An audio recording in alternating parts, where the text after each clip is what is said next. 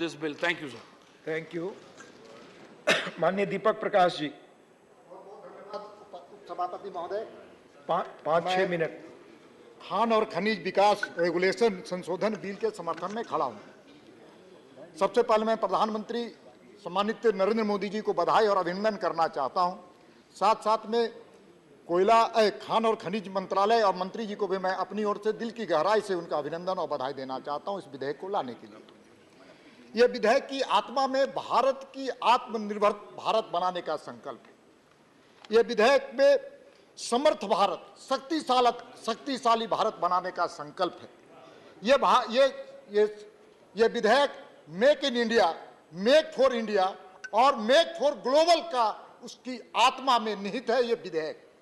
और मैं कह सकता हूं कि ये दृष्टि, ये संकल्प और ये इरादा प्रधानमंत्री नरेंद्र मोदी जी का है, जो दूसरे प्रधानमंत्री से उनको अलग बनाने का काम किया है। इसलिए केवल भारत के ही नहीं बल्कि दुनिया के सर्वाधिक लोकप्रिय नेता के रूप में आज दुनिया उनको जानती है।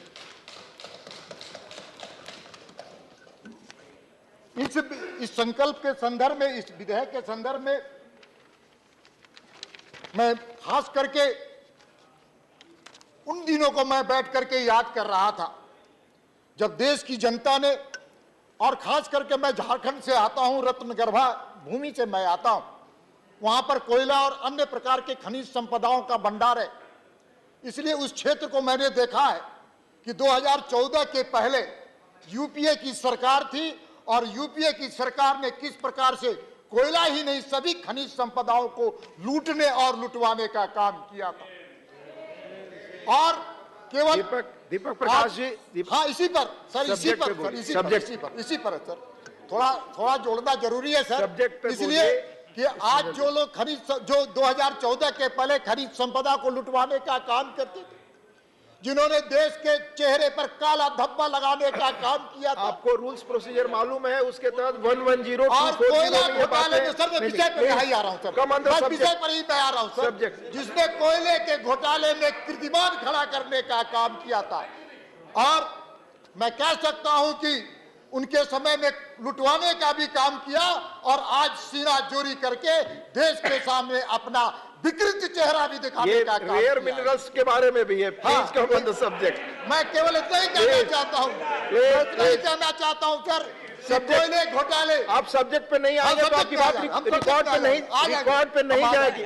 सब्जेक्ट वो रिकॉर्ड पे नहीं जाएगी, सब्जेक्ट नहीं आएगा, रिकॉर्ड पे ही नहीं जाएगी सर, सब्जेक्ट पर ही आएंगे सर। अगर सब्जेक्ट पे नहीं हो तो रिकॉर्ड पे नहीं जाएगी सर। केवल इतना ही स्मरण कराना चाहते हैं अपने सर लोगों को। बी द सब्जेक्ट सर, हम जानते हैं सर कि हमको विषय पर ही आना है, इसलिए ये हाँ माइक, इसलिए ये विधेयक कह सकते हैं कि केवल खान और खनिज के लिए ही क्रांति का काम नहीं करेगी बल्कि देश के लिए एक क्रांति, भारत को समर्थ भारत बनाने का एक क्रांति का भी संदेश देगी। इसलिए 2014 की मैं चर्चा कर रहा था, लेकिन के पहले की चर्चा मैं कर रहा था, और लेकिन 2014 के बाद देश के यशस्वी प्रधानमंत्री नरेंद्र मोदी जी ने देश का जब बागडोर अपने हाथों में लेने का काम किया तो हम कह सकते हैं कि खान और खनिज संपदा देश के लिए और देशवासियों के लिए वो रखने का काम किया, देश का आर्थिक विकास बनाने का उन्होंने काम किया। इसलिए जितने खदान थे कोयला के खदानों को नीलामी करने का काम किया, पारदर्शी नियमों के तहत उसको नीलामी करने का काम किया और देश के अंदर एक आदर्श स्थापित करने का काम किया। इसलिए जो विधेयक है, इस विधेयक के बारे में मैं इतना ही कहना चाहता हूं कि 2015 में जब देश के यशस्वी प्रधानमंत्री नरेंद्र मोदी बने तो उन्होंने खान एवं खनिज विकास विनियमन अधिनियम के तहत district mineral foundation trust DMFT के माध्यम से, जहां पर एक ऐसी राशि जो राज्य और जहां पर खनिज संपदा रहता है उसके आर्थिक और सामाजिक विकास के लिए प्रावधान करने का काम किया। और डीएमएफटी के माध्यम से, मैं उस क्षेत्र से आता हूं, मुझे मंत्री जी भी सामने बैठे हुए, मैं कह सकता हूं बहुत संकल्प के साथ कि प्रधानमंत्री जी के नेतृत्व में और माननीय मंत्री जी के नेतृत्व में डीएमएफटी के फंड से सोशल सेक्टर में जितने काम हुए वो आजादी के पहले कभी नहीं, आजादी के बाद कभी नहीं हुए थे। डीएमएफटी का पैसा समाज के लिए, सामाजिक सोशल एक्टर में रेवोल्यूशन लाने के लिए, लोगों की जरूरतमंद चीजों को पूरा करने का संकल्प नरेंद्र मोदी जी ने किया और हमारे मंत्री जी ने उसको जमीन पर उतारने का काम किया। इसलिए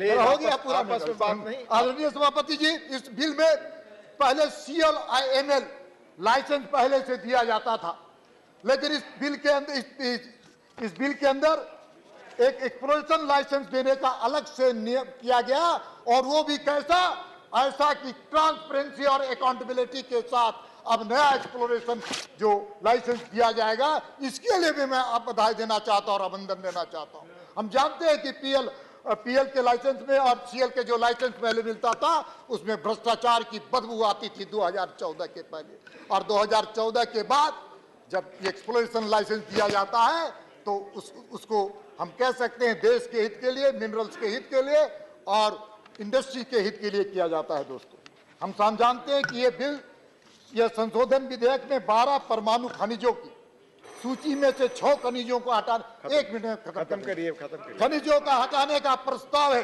ये इसके लिए सरकार को बधाई देता हूं। इन 6 खनिजों में लिथियम, टाइटेनियम, बेरिलियम और टाइटेनियम और जिरकॉन जैसे खनिज शामिल है। आज की नई उच्च प्रौद्योगिकी के लिए महत्वपूर्ण है। 12 परमाणु खनिजों की सूची में जिन 6 खनिजों का हटाने का प्रस्ताव है वह कभी अपने परमाणु ऊर्जा उत्पादन के क्षेत्र में अधिक उपयोग होने की वजह से परमाणु खनिजों की सूची में डाले गए थे। लेकिन आज दुनिया बदल रही है, विश्व बदल रहा है। आज ग्लोबलाइजेशन की दुनिया में, प्रतिस्पर्धा की दुनिया में हमको आगे आना है।